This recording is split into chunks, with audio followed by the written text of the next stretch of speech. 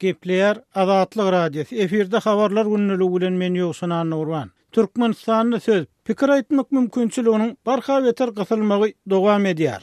Goloýda Aşgabatda 2 san aktivistine haýwat atyldy we azar berildi diýip adam hukuklaryny goraýan Human Rights Watch, Amnesty International, adam hukuklary boýunça halkara hyzmatdaşlygy we Türkmen inisiatiwasy guramalarynyň 21-nji noýabrda Berlinden ýaýradan beýanatyny aýdylýar. Türkmen hökümetini aktivistleri ýanamagyn derhal besetmäge hemde olaryň öz alynmagyndan gorkur küsüp pikirini aýdyp bilmegini üpjün etmäge çagyrmaly diýip beýanatda aýdylýar.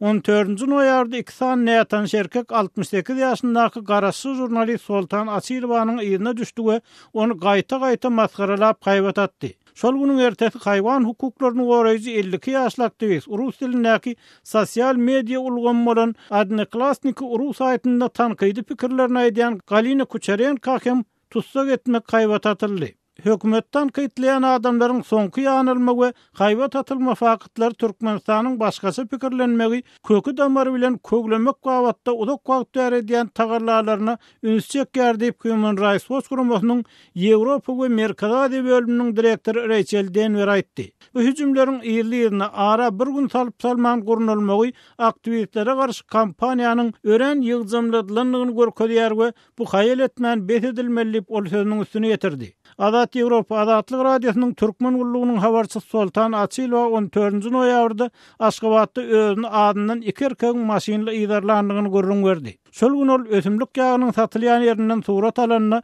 ol adamlaryň biri oňa kamerasyny we kellesini daş bilen potratmak haýwatyny atdy we onuň gaýdyp surat almalygyny öýüne gidip daşaryk çykman oturmagyny talep etdi. Ýogsa ölersiň diýip hüjüm saýtdy.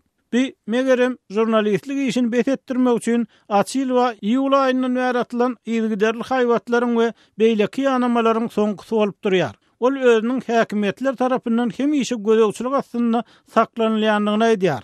Soňky ýyllarda Asylow hemde onuň Azatlyk radiosyndaky kärdeşlerini öz işleri üçin gaýta haýwat atyldy. Asylowyň öýündäki internet aragatnaşygy baglandy.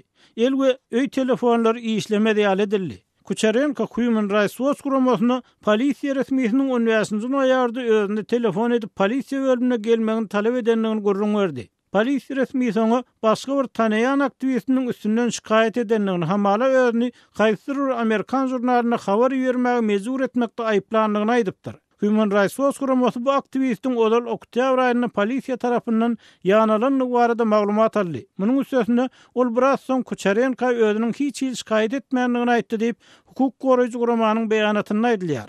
Polisiýa resmiýeti telefon edenden 15 minut soň Kucharenkonyň öýüne 4 san erkek gelýär we olar onuň gapysyna kakyp polisiýanyň çakylyk hatyna gol çekmegini talep edýärler we mundan boyun gaçyrmaga hakkynyň ýokdugyny aýdýarlar. Kucharenko gapyny açman çakylyk hatyny gapyda goýup gitmeklerini soraýar we olar 25 minut durup getiren kagazlaryny gapyda goýup gidýärler.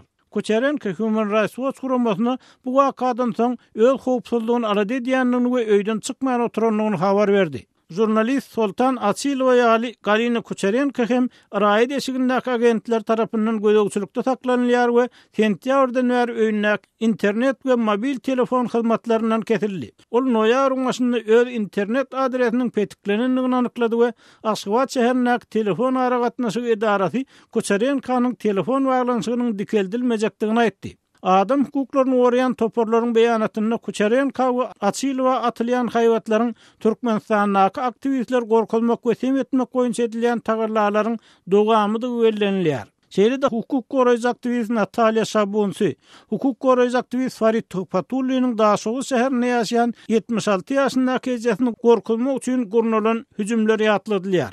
Türkmenistanyň halkara hyzmatdaşlary türkmen häkimetleriniň bu hadiseler derhal we netijeli bir-tarap deriňemegine çagyrmaly. Şeýle-de olar hökümetiň öz halkara borçnamalaryny berza edip, söz atly hukukyny hormatlamagyny talep etmeli diýip hukuk goraýjy guramalaryň bilelikdäki beýanatyny aýdylýar.